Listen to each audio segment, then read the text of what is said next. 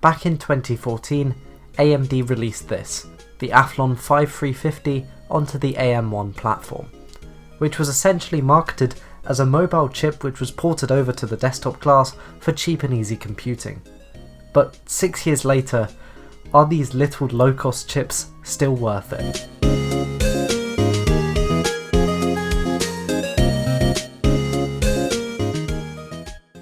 When I say low cost, I mean it. With the 5350 only being $55 on release, many people took this processor into consideration for building their low-cost and budget-friendly PCs, especially with the 4 cores clocked at 2 GHz, which made it a very appealing buy for people. It was also a very efficient chip, only drawing a TDP of around 25 watts, and not to mention the fact that this thing was a full-blown APU, featuring Radeon R3 graphics with 512MB of VRAM and a 600MHz base clock. So what were the main competitors at the time?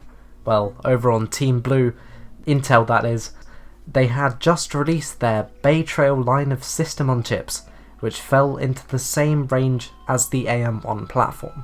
The only problem was, Intel's processors were actually praised for being more power efficient, but it did come with some drawbacks, including that most, if not all, Bay Trail processors were soldered straight to the board and non-upgradable, which would have made the Athlon series much more appealing, but to be honest, it's not like you have much of an upgrade path on AM1 anyway, with only 5 CPUs being released on that socket.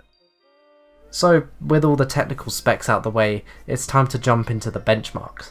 For this one, since we're dealing with an APU, I'm going to do 2 sets of benchmarks for this system, one using only the APU graphics and one with a separate graphics card. For this, to eliminate any bottlenecks with the chip and, oh trust me, there are going to be some, I'm pairing it with a GTX 780 and 16GB of DDR3 1600MHz, which would way exceed the average pairing that would go along with this processor. So, without further ado, let's start with the APU performance.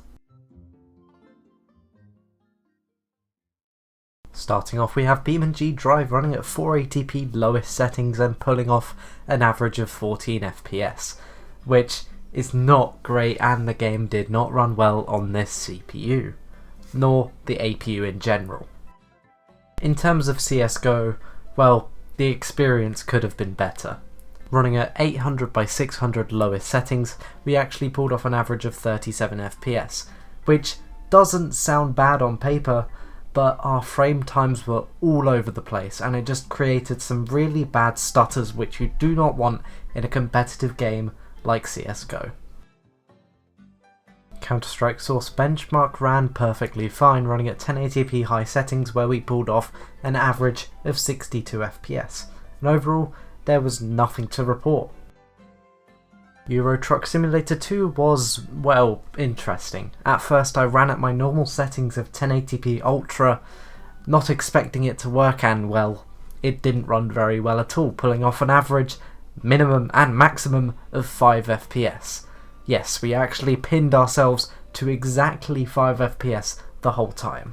But when we bumped the settings down to 720p lowest settings, we actually pulled off a much better 38 FPS on average, and the game ran perfectly from there.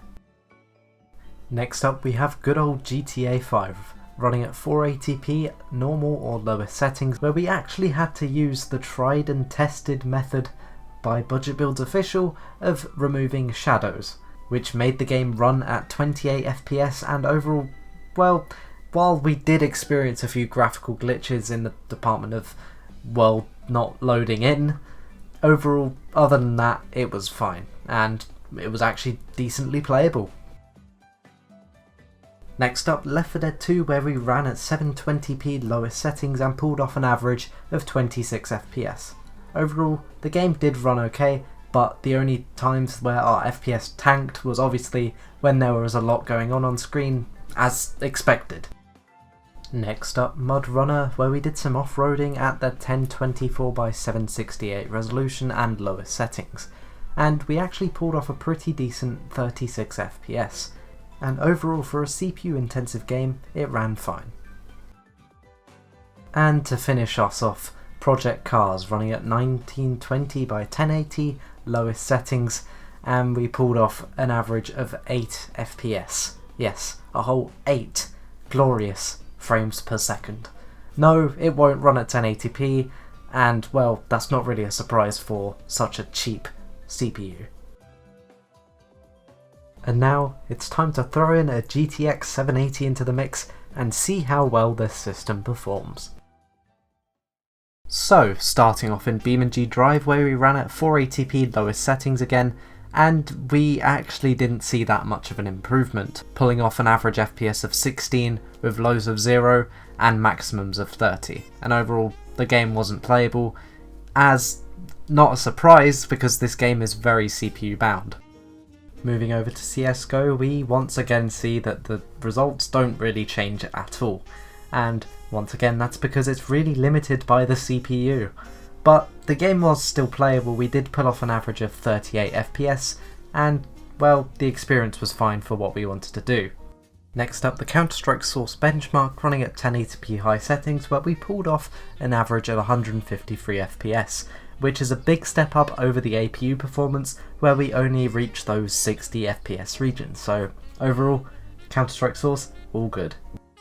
Next up, Euro Truck Simulator 2, where we were successfully able to play at 1080p Ultra, pulling off an average FPS of 48, with minimums of 32, and overall a big step up over the APU. In GTA 5, while we did get the same FPS numbers, we actually did see a big difference in our visual performance in general. Running at 720p normal or lower settings, it was more enjoyable than the APU, to say the least. Now in Left 4 Dead 2, we pulled off an average of 53 FPS running at 720p high, where I got placed in the worst online lobby I've ever been in. But besides that, the game did run perfect on this system, and overall the GPU made a big difference to the playability of this game. Next up, in Spin Tires Mudrunner, we were able to bump our settings all the way up to 1080p high settings, and we pulled off a perfectly playable average of 46 FPS with lows of 29, and overall the game ran fine and could not be better.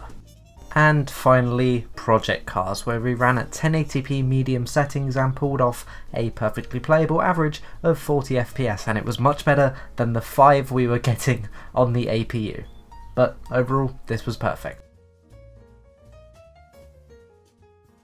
So this conclusion took a lot longer to get to than my other videos, but I at least hope some of you stuck around for it. To be honest, for a $50 CPU back in 2014, I'm very surprised at how well it performed and held up. But being honest, it's just not enough for 2020. And not to mention that it's really hard to find these AM1 CPUs and boards on the used market these days.